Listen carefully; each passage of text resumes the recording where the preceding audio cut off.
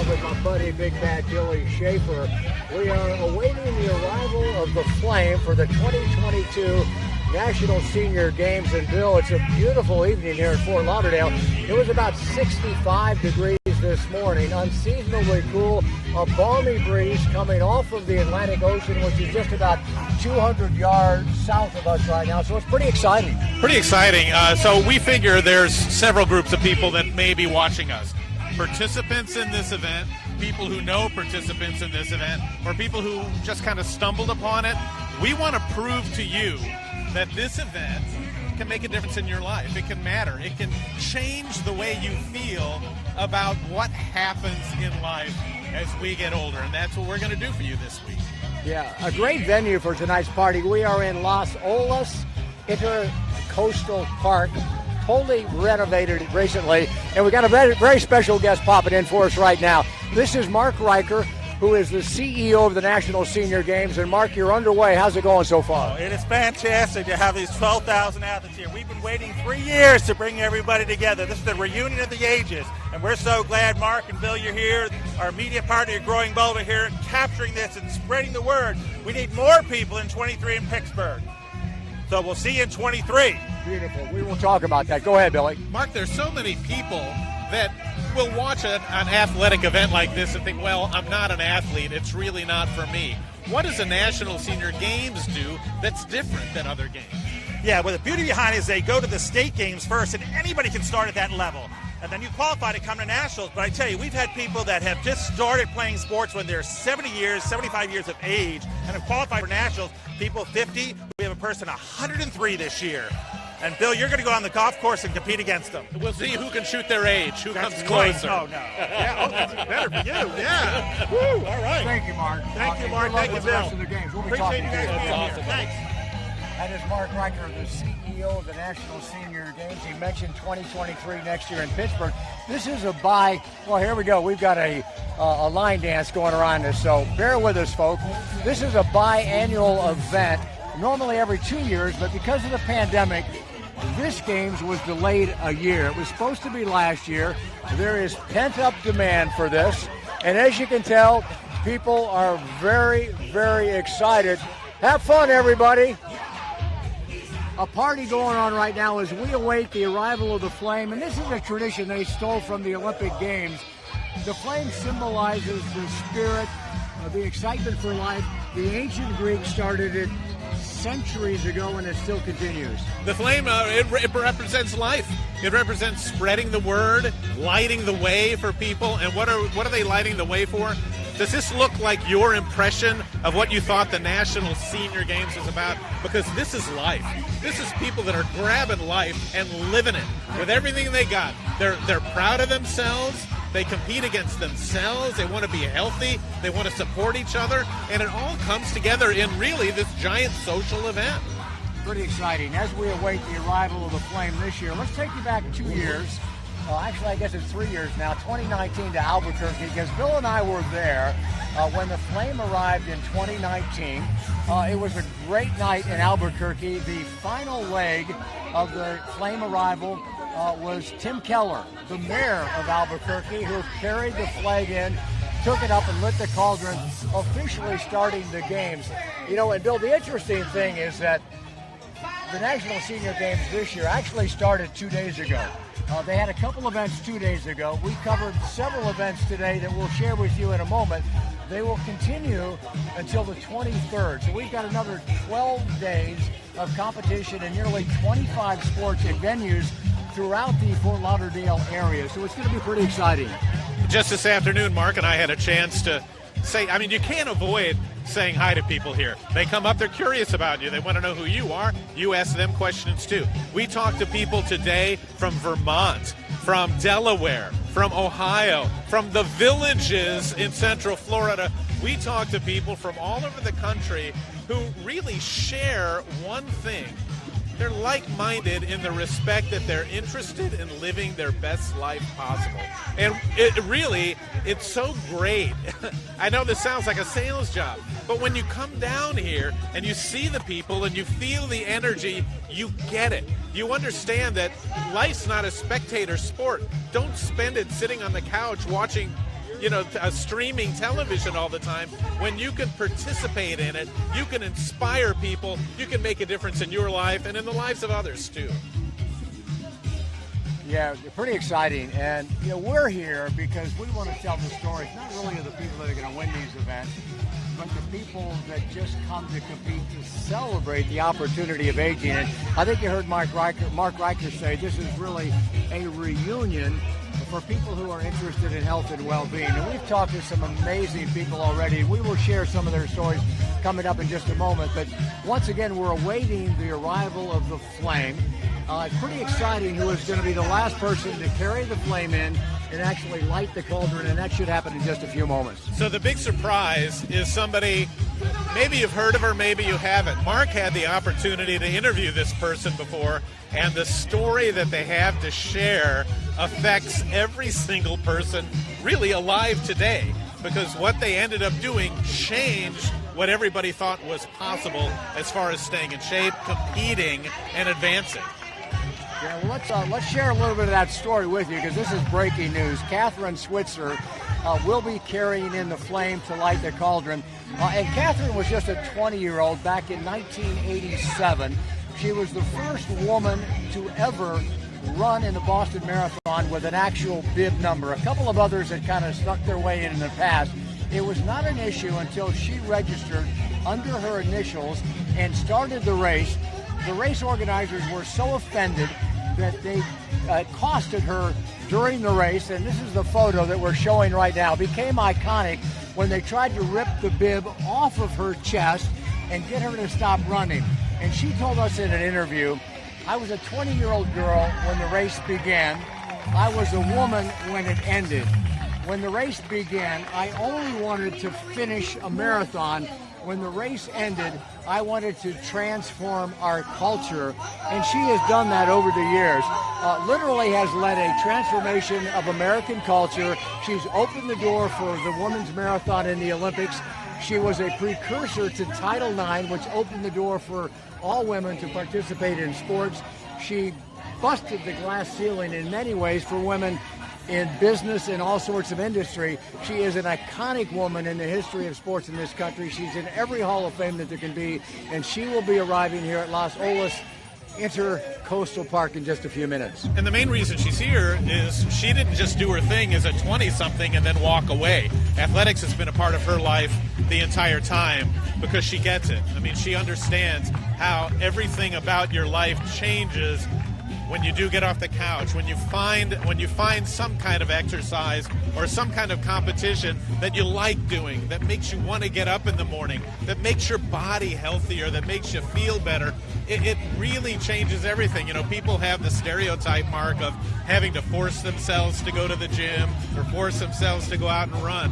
But you find that people enter these games all over the country because all of a sudden it's something that you had to force yourself to do, it becomes fun. You can't wait to do it again. You can't wait to see these other people, to see how you do in competition against yourself. And man, what a great message that is to send to your family, to your kids, to your grandkids, and everybody around you, because folks, aging isn't what it used to be. You have the choice to make it something special, just like all the people you're looking at tonight.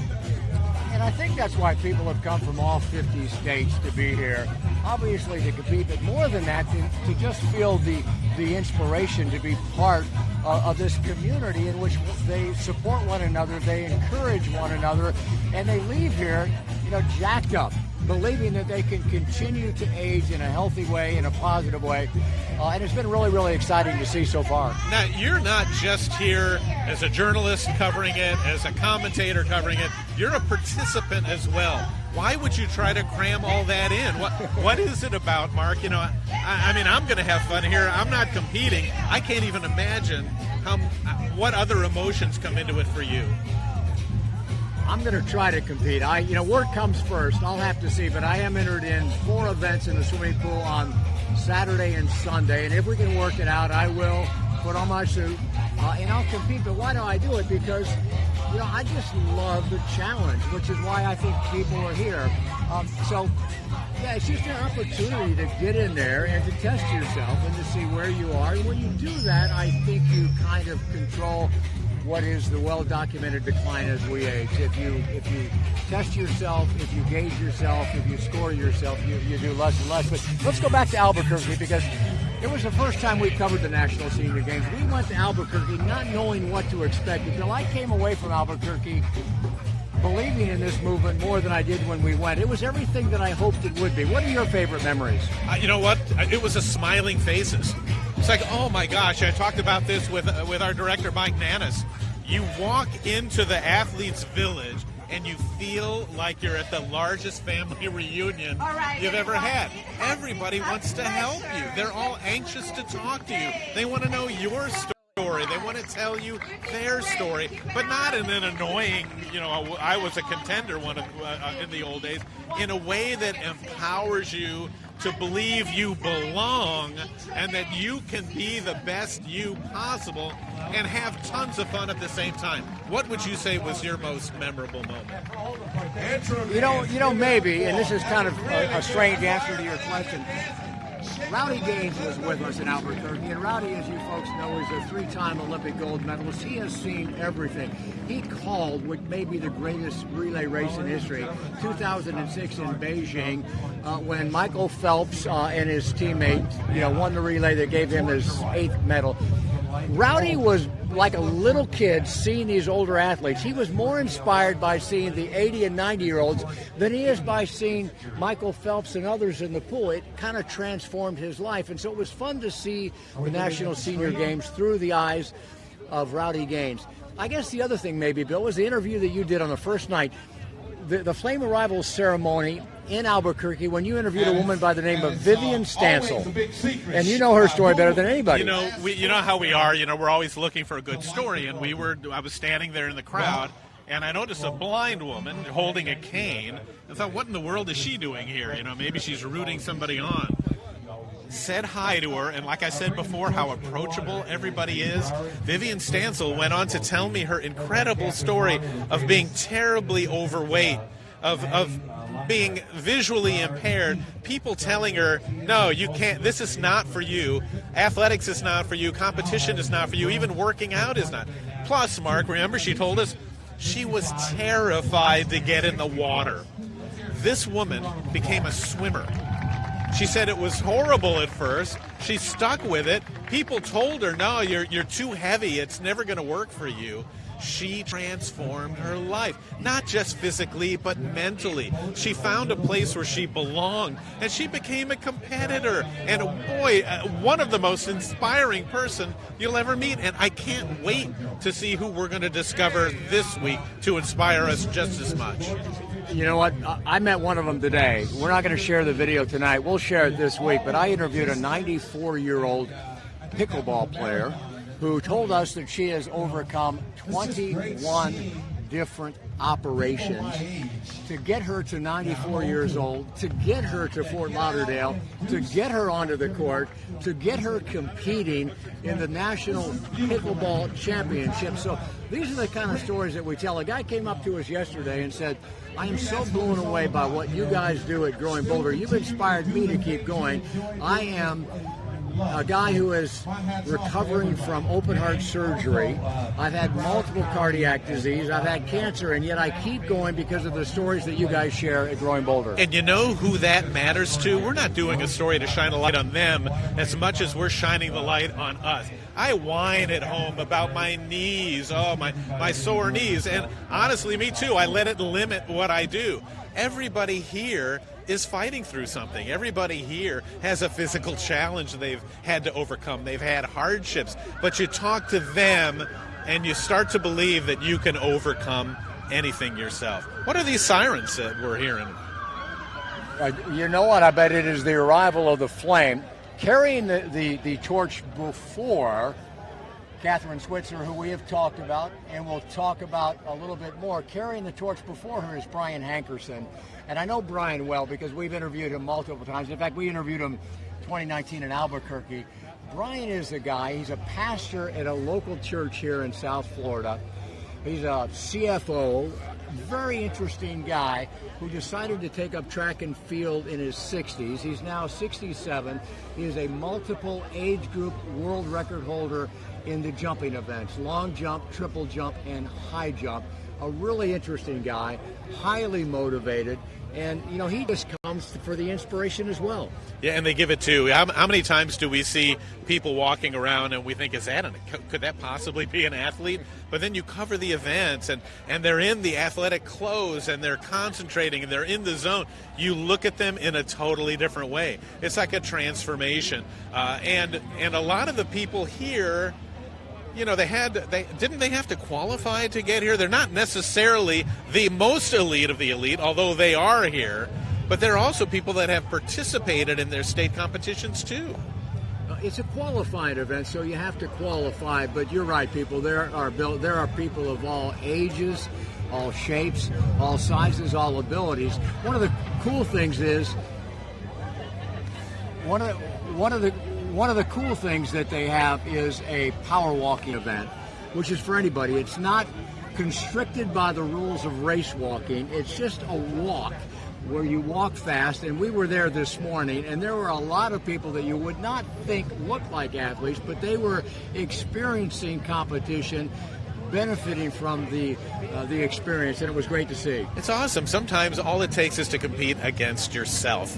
We're here at the National Senior Games as it's getting ready to kick off with the ceremonial cauldron lighting. We're here in Fort Lauderdale, Florida, where athletes from all over the world have gathered, ages 50 and up, all the way to 103, here to test themselves, here to socialize, here to live life to the fullest. As we're awaiting the flame, why don't we look at some of the video from today? And because I've been talking about it, we can show just a little bit of what we did today. If we can do that, one of the first events that we saw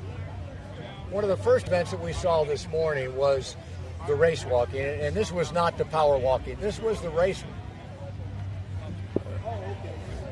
Hold me just a second.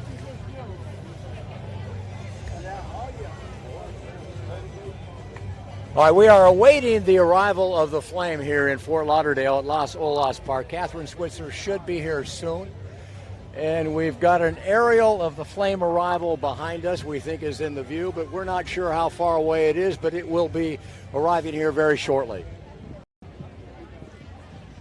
It's so interesting to see this, too, as they come in where the people are chosen to run in the flame for various reasons, because of their ability to inspire others, because of their own personal stories, and because of their involvement in trying to let everybody know that life doesn't end at 50, 60, 70. You can compete. You can push yourself. You can be who you want to be. You can stay healthier longer. And you've got a great support system out here to help you do that every single step of the way. So it really is an empowering event.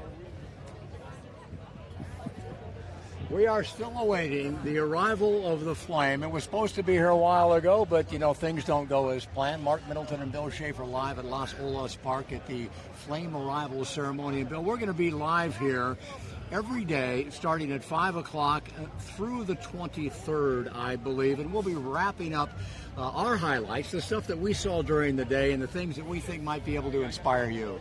Thank you for bringing that up, because that's a super important point. Make sure to go to Facebook and click to get reminders, and you'll be notified when we go live. And these will be up online. They will be up online for the duration. But you'll also be able to find them at growingboulder.com. If you happen to be here in Fort Lauderdale, you can come on down to the Athletes Village, where they'll be running in the Growing Boulder booth in the monitor as well. We want to show you things that will blow your mind. We want to introduce you to people who will make you feel different about yourself, about aging, about what's possible. And we think that's going to happen. Why don't you accept our challenge and check us out during the week and see what goes on here, and see if that doesn't change your mind. We are still awaiting the arrival of the flame. And, Bill, do we have questions of the day? We do. That was going to be later, so I didn't have it up on my phone, but let me find it here.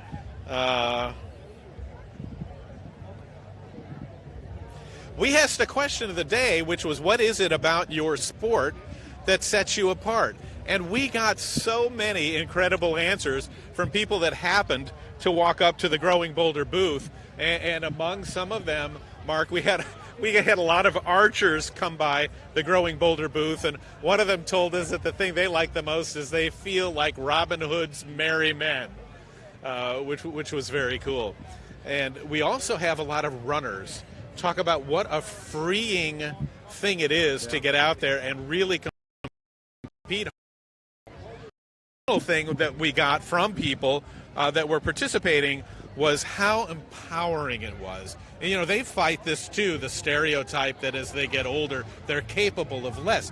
But their families see them off. They come on out here and they excel, and that's a super empowering thing.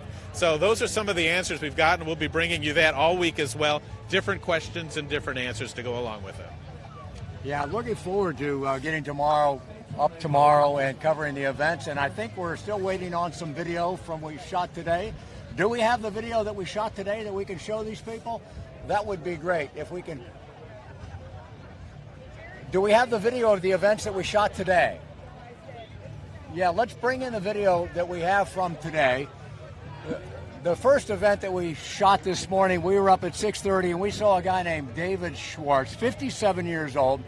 He's from Michigan. And the interesting thing about this guy, Bill, is that he was a runner. He got injured, could no longer run, and he did what many of these people do here. He adapted and he accommodated. He found a way to continue doing what he likes in a different way. And for him, it was race walking. As you see in this video, folks, this guy is not only fast, he has been the American record holder. He destroyed the field today, the fastest overall finisher in the race walk. After he was done racing, I asked him what he gets out of it, why he does it, and this is what he's told us. Tell us about the community in general of the National Senior Games, what you get out of just being part of this. All the friends, we're family. So we end up seeing each other from event to event to event all over the world. And you see people, places, and things. You just follow the tour is what it is. And where it takes you, you explore. And you bump into friends and say hello. Where has it taken you? All over the world. I've been to Europe several times with the World Championships, France, Spain, Hungary, Poland, been to New Zealand and Australia. It's fun. They pick the place and I go. Give me the big picture Dave Schwartz takeaway, because you're obviously in great shape. You're enjoying your life. You're part of a community of friends. What's the moral of the story? What can we learn about life in general from what you've experienced? Wow. Explore. Every day, open your eyes and get out there and see things, do things. Try to stay healthy and just have a lot of fun. That pretty much wraps it up, Bill. He did stick around. He did want his gold medal. But in truth, it really has nothing to do with that. And it has nothing to do with the records. What he really wants is the experience. He wants to be part of the community. He loves to travel. It's a way for him to live a life that's really, really interesting at his age. How impressive was he, Mark? I mean, that guy looks like an athlete, and he was booking it out there, too. This guy, I mean, he's the best of the best, isn't he? He's really something out there. Yeah, you know, he was walking faster than most of us could run. He was not happy with his time. I asked him afterwards why not, and he said, you know, these road courses are always different.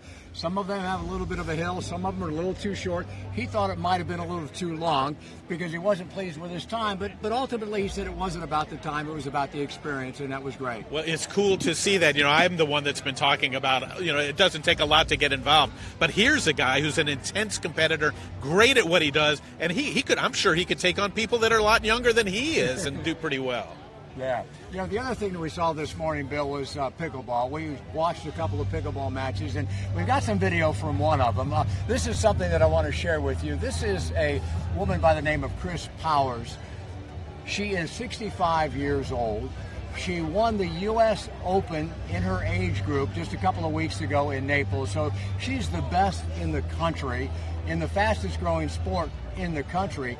And afterwards, we asked her why she comes and what she gets out of pickleball. And it was interesting, Bill. It was sad. As soon as I said, why are you here? Her eyes welled up with tears. And she said, I'm here because my husband died in January. I didn't know what to do. I didn't know how to find my way forward. But it's the pickleball community, the family of pickleball, that makes me feel like I can keep moving forward. So I compete as much as I can. And although I'm sad and I dedicate every match to my late husband, it is the pickleball community. It is this sport, this game, this event that's kept me going. Yeah, it was very interesting. Yeah, to me, it's mind-blowing that, you know, you think you turn to your family, and I'm sure she did, but it's the community of people that share passion with her that are the ones that are pulling her through and showing her that there's a way forward after loss. You know, we all need a series of communities, family, friends, people who share the same beliefs and interests that we have. And boy, there's a great example of how she's going to get through this, and she's going to be fine because of a game like pickleball. Amen. Where is the flame? That's the million-dollar question right now. It's got to be here soon. We're going to take a short break. We will be back with a flame arrival in just a moment.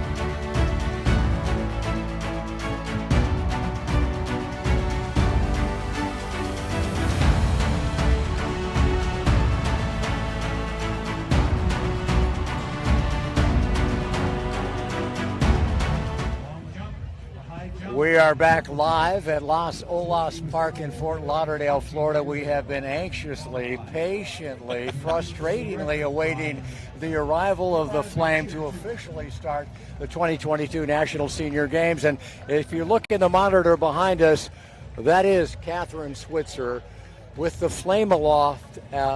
She came on a boat at the Intercoastal Waterway, got out of the boat. I think that was what the delay was, but she is now on dry land and is very quickly approaching the park here, and she should light the cauldron, Bill, very, very soon. More important than in other games because it's the first time since before the pandemic they've been able to hold this event. And a lot of people look forward to this every other year, and it kind of put their lives on hold waiting for this moment to see that flame lit. Yeah, the pandemic has been difficult for everybody, but just imagine this community of very active adults who, really live to get together, to compete, to exercise. It has put a big dent in everybody, and you can feel the excitement that they're back, they're engaging with one another once again, and they're ready to compete. I think I was eavesdropping on a conversation you had with somebody asking him where the senior games took him, where competition is. He started listing places all around the country, New Zealand, Japan. He's created an entire social life based on competition.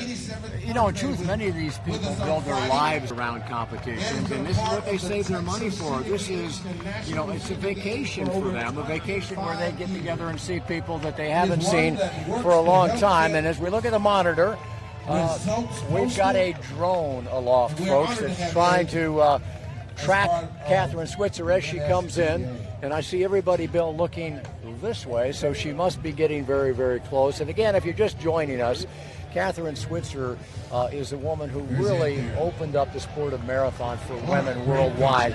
Not only was she the first to ever run in the Boston Marathon, she was instrumental in getting the marathon added to the Olympics. Well, that is not Catherine Switzer. We have not handed the flame to Catherine Switzer. So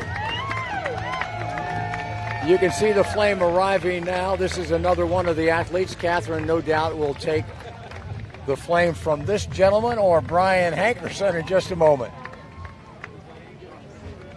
It's interesting, Mark, how much the crowd wants to see this because everybody is flowing over to where the... And that is Catherine Switzer, folks. That is Catherine Switzer, who is now in her 70s.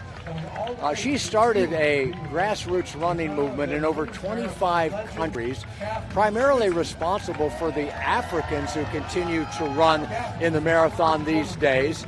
A non-profit organization that supports women in their desire to run. And of course, we have all learned when women start to run, when they participate in sports, their self-image goes up, their self-worth goes up, they feel better about themselves, they're willing to take risks that they wouldn't otherwise. So now, Catherine Switzer lights the cauldron to officially open the 2022 National Senior Games here in Fort Lauderdale. And Bill, no matter whether it's the Olympics in Tokyo or the Senior Games here in Fort Lauderdale, it's a pretty cool moment. Might even be more powerful here, because this symbolizes life, symbolizes grabbing life and living it to the fullest in ways that a generation ago, Mark, we would have never, ever thought possible.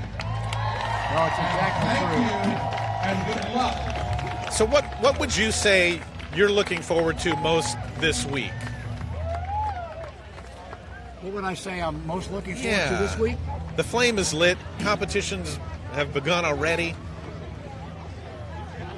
What are you looking forward to? I'm looking forward to something happening that I don't anticipate happening because it happens every day. That's the interesting thing about this place is that everybody's got a story. You don't get to be 90, 80, 70, 60 without having overcome something interesting. And it's so much fun to meet people and talk to them, and all of a sudden they drop something on you that's just mind-boggling that has happened to them, that has occurred to them, that has ultimately given them the resilience that we all need to keep moving forward. You hit the nail on the head. It was just like the woman that you met today who told you, you just asked, well, why do you do this sport? And she told you about her husband passing away and overcoming hardships. It's a great example. Well, let's talk a little bit, Bill, about Pittsburgh 2023, because as I said, normally the National Senior Games are every other year. They were in Albuquerque in 2019. They were supposed to be here in Fort Lauderdale in 2021, but because of the pandemic, they were postponed. But they are now going to get back on schedule, so there is only a one-year break between these National Senior Games and the National Senior Games in Pittsburgh. They are coming up in July of 2023. And if you want to enter them, you have to qualify this year. It's interesting, they waived qualification this year. But the games will take place July 7th through the 18th, 2023 in Pittsburgh. The city did previously host the games back in 2005, so they know what they're doing. And if you take a look at the 2023 logo, you can see that they highlighted the city's fame for its many bridges, and Pittsburgh 2023 is building upon that. They are saying that they are demonstrating how an active lifestyle can be a very powerful bridge to a longer and a healthier life. So once again, you have to qualify. There are 52 state member games in which you can qualify this year for the National Senior Games next year. If you want more information, folks, just go to nsga.com. They can tell you where you can qualify, or you can go to sportspittsburgh.com to find out more about Pittsburgh. And I promise you, Pittsburgh knows what they do, knows how to host a party. It's going to be great in Pittsburgh next July. It's an incredible city. It's a city that supports hard work, a city that believes in accomplishment and achievement, and will embrace this organization, the National Senior Games, with open arms. And I can't wait to see what's in store for us here in Fort Lauderdale this week. Yeah, it's pretty exciting, folks. The flame is now lit. It's finally lit. 12 more days of competition. We've got days of inspiration. We've got 12 more days of stories, 12 more days of unknown surprises, Bill, as we mentioned. We don't know what we're going to find, but we do know this. We're going to share what we find with you each and every day at 5 o'clock.